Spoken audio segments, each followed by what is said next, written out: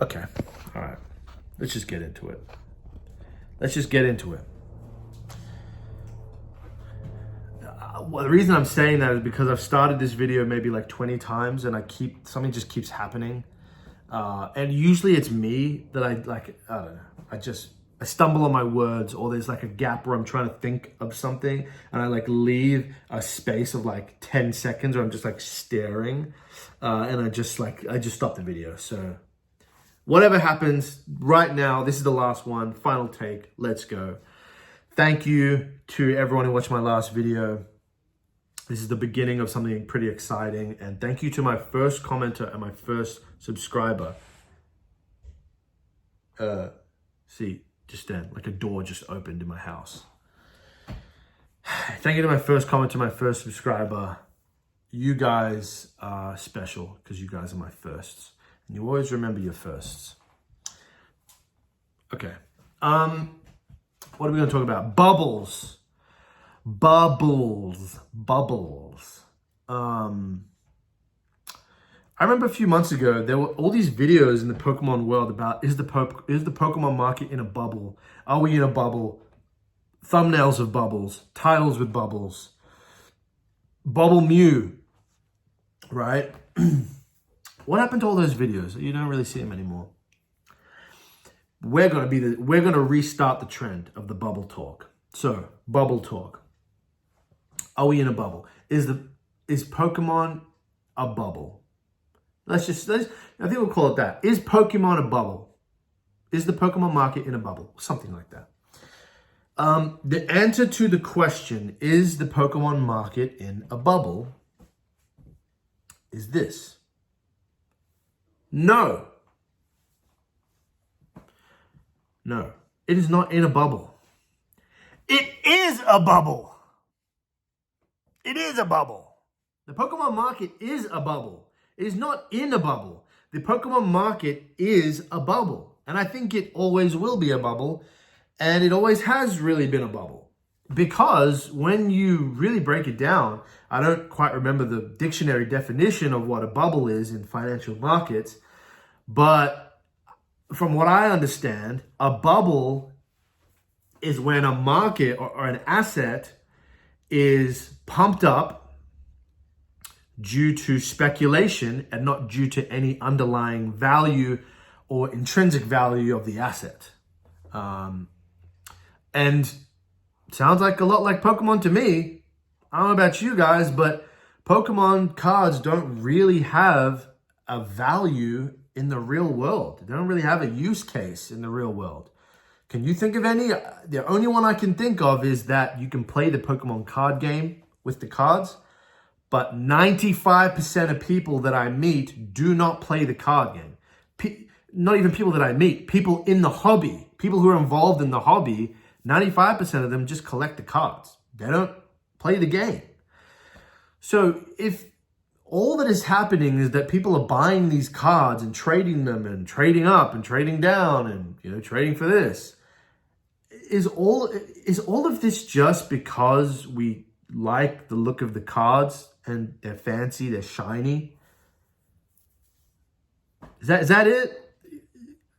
I guess it is. And other people are buying them because they believe the value will go up in future times based off of, I don't know, based off of rarity, I guess.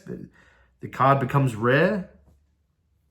To me, rarity in Pokemon cards is kind of like I don't know what the word is, but it kind of doesn't make sense because the Pokemon company, Daddy Pokemon, they control rarities.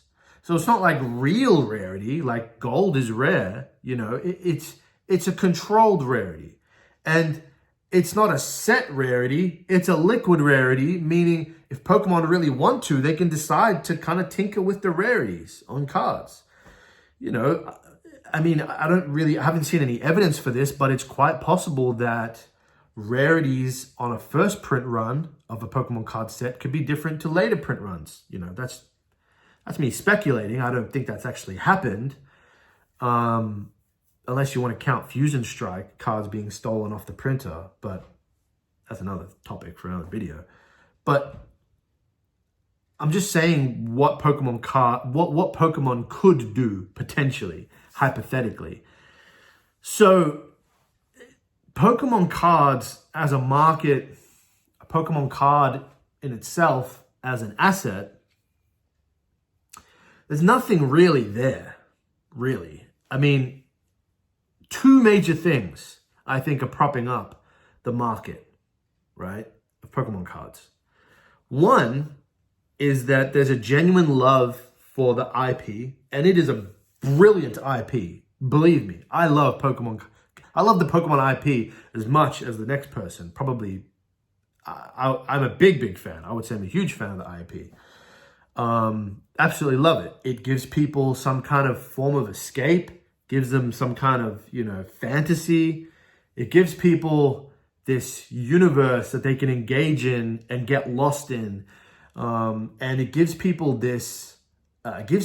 some kind of sense of purpose in a way. Like when you talk about collecting, gives people a task, So it gives people a lot.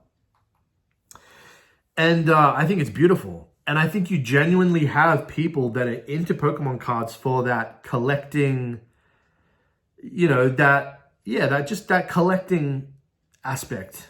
I can't think of the proper word, but it's just, you want to collect, you want to rip and find your favorite card. You want to, there's something different about opening up a pack, finding your favorite card, and you pulled it and it belongs to you. Like, you didn't have to buy that from someone else who you don't know where they came from, or if they were eating Doritos and ripping open packs and they touched your card with Dorito fingers, and they got baby diapers stacking up in the room next door and their house stinks.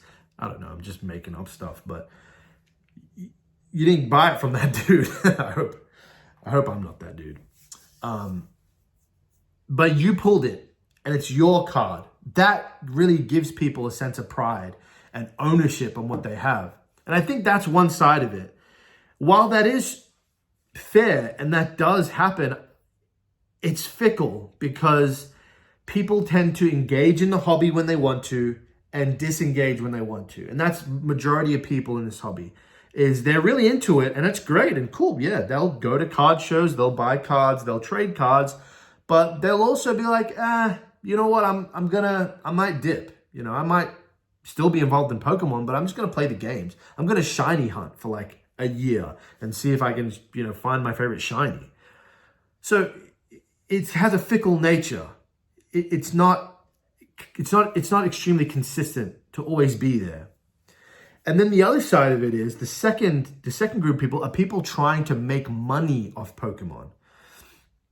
And they're here to flip cards, to buy cards, but to buy a Burger Chew and watch it skyrocket and try to sell it, or maybe they don't sell it and it crashes and they have to sell it a loss. And they're just trying to make money plays, right? And that also is fickle. That's fickle as well, because you're not always going to be able to make money in Pokemon predictably.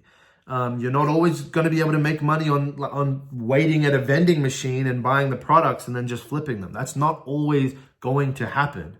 So both times, right, both kind of major market participants in the Pokemon bubble, they're both fickle. They're both not always going to be there. So what we see in the Pokemon bubble is that demand for Pokemon is very volatile. It could be sky high one day and it could just plummet the next. And this is something that you need to understand, is that the market will always be a bubble. And that is fine, as long as you work out how to navigate this bubble and not do ridiculous things like buy 1,000 Burger Chews and crash, the price crashes and now you're suicidal because you put all your money in Burger Chew. You got to learn fundamentals. Hopefully in this channel, what I'll do is I'll try to teach you more fundamentals so you can kind of learn how to navigate this hobby and do it the right way. But that's all I really wanted to say, is just really wanted to drill it home that Pokemon is a bubble and it will always be a bubble, because when you really break it down, We don't need Pokemon. We want Pokemon, but it's not necessary for us. It's something that we are very fortunate enough to be able to enjoy, and we enjoy it responsibly. And there's a lot of people out there, especially right now, that enjoy it irresponsibly and max out credit cards and do all sorts of silly things and scalp and whatever it is. But I want to end on this thought, or this little story. I bought a Destined Rivals booster box and a Surging Sparks booster box from a guy like 2 months ago, I want to say, 3 months ago. And lovely guy, and I bought him at a great price too. Damn, it was an amazing price. And we're just exchanging, pleasantries. And he's just like, you collecting it, you gonna rip it, or you gonna keep it sealed? I'm like, I'll probably keep it sealed, to be honest. I'm not a big ripper. I'll rip a little bit, but mostly just keep it sealed. And he's like, okay, oh cool. Are you do you think the market's in a bubble right now? And I was like, you know what? Yes. The answer is yes. Pokemon's a bubble. But the reason why I still buy is because if you don't partake in the bubbleness of the bubble, you might be sitting back waiting for the bubble to pop. But in that time that you've sat back and waited for everything to pop, if you're trying to make money, you would have missed out on so much money that could have been made. If you just sit back and you don't partake, and you just wait for it all to crash, are you really going to be there at the end with all your hundreds of thousands of dollars saved and then go, yes, finally, the bubble popped. Time to buy everything I wanted to buy over the last 2 years. Let's go. No, really, you've lost all that time and you've lost all those gains. You lost all those opportunities to get product. What you really have to do is you have to, and I didn't say all this to the guy, by the way. Now I'm just going on my own tangent. What you really have to do is you have to partake in the madness, but you have to understand that it's not just madness and people just acting irrationally. Yes, there is that, but there also are smart ways to make money. And when you partake in it with caution, you can ride the wave up. And even if it does crash, if you play your cards right, when it crashes, it might crash 20, 30, 40, 50%. But if you've made 100, 150%, 200% on your investments during that time, you're still up. You're still up if you play your cards right. And I'm sorry, this video is getting really long. But that's all I really wanted to say. What did I say to the guy? I think I just said to the guy, look, it is in a bubble, but if you partake in the bubble, even when it crashes, if you do it right, you would have made money. And that's really what I'm trying to say is this whole thing is a bubble. It will always be a bubble, but learn how to play the game and you can make money. I can't get into it right now. I wish I could. I don't know. I just don't have the energy, but in this channel, what I want to do is I want to try and give you the tools to help you to think properly about how to make money in Pokemon. So that's it for me. Thank you so much. This is Ponky Stonks. I'm going to go with Ponky Stonks as my name. I like it. It's silly. It's actually my real name. Real name, fun fact for you guys at the end of this video, is my real name is Ponkleton Stonkleton III. That's me. So don't leak my real name out. Love you guys. Peace out. Stay safe. God bless.